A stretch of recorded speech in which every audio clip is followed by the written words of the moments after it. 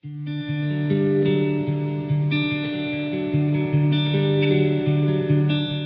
Helen, you picked a recipe to do a demo for us during the Pollinator Power Party. Can you tell us about what recipe you picked and why you picked it? Sure. So it's a super easy recipe. Anybody can do it. I mean, kids, it's great for families. It's a great little dessert, super rich. It has like 5 ingredients, avocado being the main one, chocolate, some vanilla, coconut milk, agave, and then, like some berries for a little garnish. That's nice. It. Yeah. So, all right. So, being that this is the Pollinator Party, all of these ingredients are actually pollinator dependent ingredients. What? Oh, cool. So let's talk through it a little bit. So agave. So if people got the party boxes for the party, they would have gotten these little packets. Which I did, and that's what we're using. So thank you for that. Yeah, that's awesome. Naturally. Okay, so agave, this ingredient is pollinated by bats. It's pollinator dependent. So there's a couple bats, and in Mexico, there's the specifically, yeah, agave bats in Mexico. That's okay, cool. Yeah, there's a long-tongued bat in Mexico. That's one of the bat species. So without these bats, it'd be pretty tough to have agave as an ingredient. And of course, agave has become popular as a sweetener, right? Yes. What's the other thing? Well, I mean, I know it as in my youth as some maybe shots of tequila, but I don't do that anymore. I just stick to agave. Right. Sweetener. Okay, and then chocolate. Okay, so chocolate. We love chocolate, right? Yes. I love this chocolate. It's there's so many different kinds of chocolate. This is a dark chocolate. It's organic, but whatever. For this recipe, you can use any kind of chocolate that you have, so it's super easy, friendly. So chocolate comes from the cacao plant, which is called the food of gods. Chocolate. I could see that. I mean, I think most people would agree that that is accurate. And it's dependent on one fly. So the agave is dependent on bats, right? The chocolate is dependent on a fly, a midge fly. Yeah. I mean, I didn't know any of this. I was just like, okay, boom, boom, boom, boom, and now right. We're so pollinator friendly. I didn't even know. So if we didn't have the chocolate midge fly, we wouldn't have chocolate.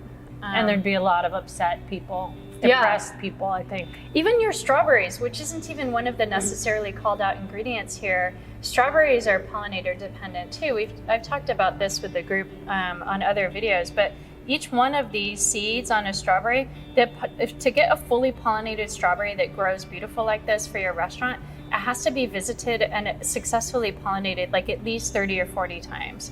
For each one of these seeds has to receive pollen for this to have a full.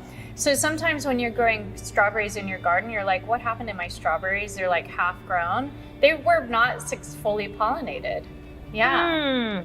Yeah. So tricky. Okay, so one other ingredient before we let you do the recipe, right? This is easy, so it'll come together really quickly. So vanilla. All right, the vanilla bean. This is a vanilla bean, right? Usually we take vanilla out of a vanilla extract, super easy. Which we have right here, a little extra. So we can use the extract, or you could scrape it out of vanilla bean. Now, vanilla beans come from the vanilla orchid flower, and these guys are super interesting. So vanilla has to be pollinated. It only blooms one day of the year, and then it has like a successful pollination period of a number of hours that's required for vanilla. So it's super tight pollination period. Historically, vanilla mostly comes from Mexico. Now it's grown all over the place in these indoor orchards. It's dependent on a bee. So this one is a bee. So we've had bats, we had flies, bees are the workhorses for pollination. Those are the ones I kind of knew. I didn't know about the bats or the flies, really. It's super fun, right? Cool. Yeah, I mean, it's awesome. This is so...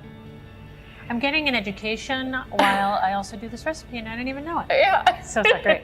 So the thing about the vanilla that actually that kind of scares me a little bit is that the bee species are in such severe decline that the vanilla depends on, that now we're switching to hand pollination. So wow. we go by hand and we pollinate vanilla. It's not the only crop that we do hand pollination on. There's many others as well.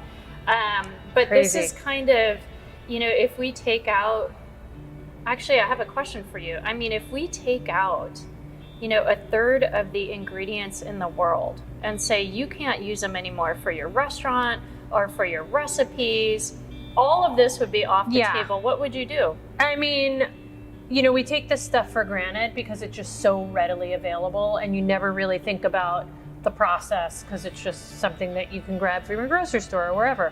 And it's like, I don't know, I can't imagine my life without chocolate or berries or vanilla or avocado. I mean, I'd put avocado on everything. Right? So it's like, you know, I don't want to think about a world like that. I don't want that to happen. How do I fix it? What can I do? That is a good question. That's what we gotta figure out. Yeah, right? that's what we gotta do. Yeah. But I'll just stick to my recipe because that's kind of the scope of things that I can kind of handle right now is just like my simple recipes. Okay, so we're gonna make this super simple avocado chocolate pudding. It's really rich, it's creamy, it's delicious. It's got all these pollinator friendly ingredients, which we just learned about, which I didn't even know about. So this is like great. So we'll start, let's see. So we have the chocolate that I showed you, and what I did, and you can pop some chocolate chips. See, I just kind of did a double broiler, but you could pop this in the microwave until the chocolate chips are melted, and this will come together very quickly. It's a little warm, let me see. Yep, it's a little warm. I'm going to, you could also use a blender if you don't have a food processor, and all you're gonna do is blend all the ingredients together. So we'll take this, put this like right over here. Oops. I'm gonna put my chocolate in my food processor, just like so. And I've used about, on the recipe it says 12 ounces. So like if you're buying a bag of chocolate chips, it usually comes in a 12 ounce. So it's just a bag. And I'm using a dark chocolate because I just like the way that tastes. Okay. I mean, I'm tempted to obviously lick my fingers because that's what I do, but I'll do that later off camera. So we got that. One ripe avocado. We'll just cut that. Scoop it out. This goes in there. Careful with the pit. It always gets a little slippery. I'll just get rid of it like that. Okay. We just talked about vanilla. So I have a vanilla pod, but also I think at home you probably have vanilla extract. So we'll put that there. I'm gonna use a half a cup of coconut milk. And again, you could substitute another milk that you like, but I think this one kind of helps in the richness and the creaminess of it. And let's not forget our bat pollinator agave that came in these wonderful bags, and it's perfect. It's 1 teaspoon. So put that in there. And we'll give it a little buzz. Okay.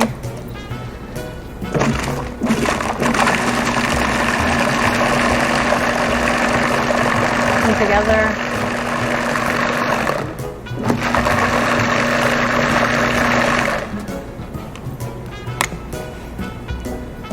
Okay. Voila. I mean, I said it was gonna be easy, and I was not joking. So it's this rich and creamy avocado chocolate pudding. I'm gonna put a little bit in a glass, and I'm gonna garnish it with some strawberries. And if you don't wanna get like chefy about it, I like to add a little sea salt to my chocolate, and it really brings out the chocolate flavor. So it's rich, it's creamy, and it's oh so good. Then we'll just add, I cut up a little strawberry, boop, bitty boop, boop.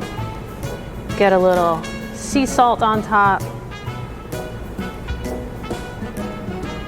Jessica, would you like to Yes, I want to try it. try this? There you go, that's for you. The sea salt. I love that on chocolate, right? So you can like do this, right? I mean, this is like a very forgiving recipe. It's forgiving. Oh, it's good. I mean, it's like anybody can make it, right? Don't you ever wonder on those cooking channels when they taste it and then you're waiting for them to say, oh, it's good? What would they say? Oh, it's bad? Right. I mean, I feel This like is good. we have like a bunch of stuff that we all kind of know and love. And doesn't the avocado like just kind of really rich it out, make it rich and creamy? Creamy. It's like it has cream in it. Yeah. So it's great because it's vegan, it's gluten-free, it's all natural. I mean, like 5 easy to pronounce ingredients. It's great for dinner parties. It's, you know, you pop it in the refrigerator, you serve it, and then everybody thinks like, oh my God. And that was it. All you needed was that. So good. Thank you. Cool. Yay. That was good. Excellent. All right, awesome.